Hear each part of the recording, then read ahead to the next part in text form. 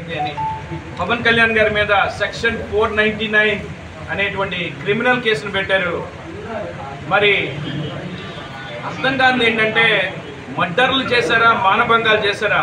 మనం చూసినట్లయితే ఒక దళిత యువకుడిని మర్డర్ చేసి జైలు నుంచి కాలర్ ఎగరేసుకుంటూ వెళ్ళినటువంటి ఒక ఎమ్మెల్సీని చూసాం.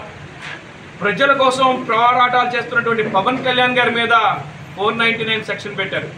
వాలంటీర్లని ఇబ్బంది పెడతారని పవన్ కళ్యాణ్ గారు ఏం చెప్పారు?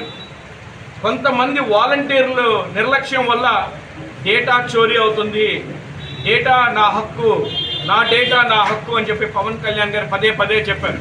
కొంతమంది వాలంటీర్లు మరి డేటాని మరి సేఫ్టీ మెజర్స్ తీసుకోకుండా మరి ఒక ప్రైవేట్ కంపెనీకి పంపిస్తా ఉన్నారు హైదరాబాద్లో. ఈ డేటా అంతా ఈ వాలంటీర్లు రాష్ట్ర వ్యాప్తంగా కలెక్ట్ చేసినటువంటి డేటాని హైదరాబాద్లో ఉన్న ప్రైవేట్ కంపెనీలో దాస్తూ ఉన్నారు. అంటే ఈ ట్రాన్స్మిషన్లో ఒకవేళ ఫోన్ పోయి ఫోన్లో ఉన్నటువంటి డేటాని ఎవరైనా చోరీ చేసినా ఈ ఫోన్ నుంచి ప్రైవేట్ కంపెనీకి వెళ్ళే దారిలో సెక్యూర్ SSL యూజ్ చేయకపోయినా, లేకపోతే ప్రైవేట్ కంపెనీ డేటాబేస్ సెక్యూర్గా లేకపోయినా, వాళ్ళకి డేటాబేస్ని సెక్యూర్గా ఆపరేట్ చేయడం రాకపోయినా, వాళ్ళ అప్లికేషన్స్ సరైన సెక్యూరిటీ మెజర్స్ తీసుకోకపోయినా ఈ డేటా చోరీ జరుగుతుంది.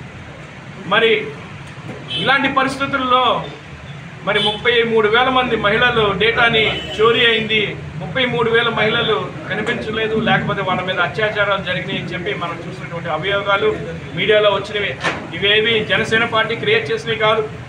మరి సెంట్రల్ గవర్నమెంట్ నుంచి వచ్చినటువంటి నివేదిక ప్రకారం కానీ, రాష్ట్ర ఇంటెలిజెన్స్ చెప్పినటువంటి నివేదిక ప్రకారం కానీ 33,000 మంది 35,000 మంది మహిళలు మరి అన్యాయానికి గురయ్యారని చెప్పి చెప్తా ఉన్నాయి. దీనంతటికీ కారణం